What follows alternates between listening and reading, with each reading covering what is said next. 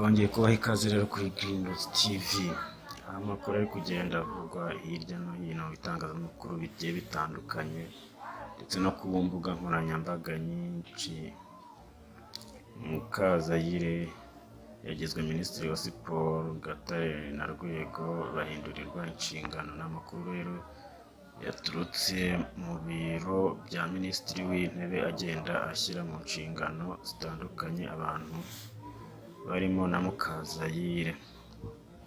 Perezida wa Repubulika Paul Kagame yagize Neri Mukazayire Minisitiri wa Siporo, asimbuye Nyirishema Richard wari kuri uwo mwanya kuva muri Kanama 2024.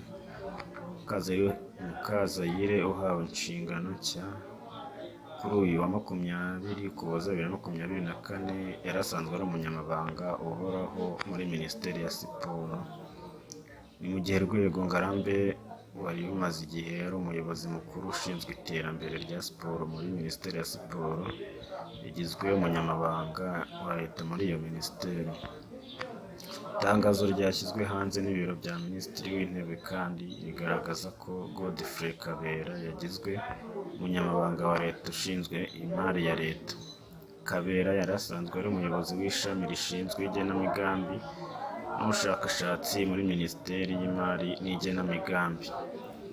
Francis Gatare wari umuyobozi mukuru w'urwego rw'igihugu rw'iterambere RDB yagizwe umujyanama wihariye muri Perezidansi ya Repubulika, naho Engineer Richard Nyirishema wari Minisitiri wa Siporo yagizwe umuyobozi nshingwabikorwa mu kigo gishinzwe umutungo kamere w'amazi. Abandi bahawe imirimo harimo Festus Bizimana wagizwe ambasaderi w'u Rwanda muri Senegal, Parfait Usabizwa wari umunyamabanga uhoraho muri Minisiteri y'Urubyiruko n'Iterambere ry'Ubuhanzi yagizwe ambasaderi w'u Rwanda muri Repubulika ya Congo. Ni mu gihe Olivier Kayumba yagizwe ambasaderi w'u Rwanda muri Repubulika ya Centrafrica. Major General Joseph Nzabamwita wari umujyanama wa Perezida mu by'umutekano yagizwe ambasaderi w'u Rwanda mu Burusiya. Lambert Dushimimana wahoze ari guverineri w'intara y'Iburengerazuba yagizwe ambasaderi w'u Rwanda mu bwami bw'Ubuholandi, mu gihe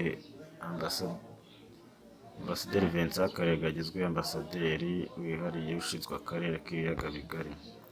Jean Claude Musabyimana wahoze ari Minisitiri w'Ubutegetsi bw'Igihugu yagizwe umunyamabanga nshingwabikorwa muri Komisiyo y'Igihugu y'Amatora, mu gihe François Regis Uwayezu yagizwe umunyamabanga uhoraho muri Minisiteri ya Siporo. Uwayezu yaherukaga gutandukana na Simba yari abereye umuyobozi mukuru ndetse yanabaye umunyamabanga mukuru wa Ferwafa na Vice Chairman wa PRFC. Mu bandi bahawe imirimo harimo Brave Ngabo wari umunyamabanga nshingwabikorwa w'inama y'igihugu y'urubyiruko wagizwe umunyamabanga uhoraho muri Minisiteri y'Urubyiruko n'Iterambere ry'Ubuhanzi, naho Ariane Zingiro umuyobozi mukuru w'ishami rishinzwe igenamigambi mu bushakashatsi muri Minisiteri y'Imari n'Igenamigambi Minecofin. Ngayo nguko abaminisitiri bagiye bashyirwa mu nshingano zigiye zitandukanye ndetse n'abambasaderi mu mpande zigiye zitandukanye.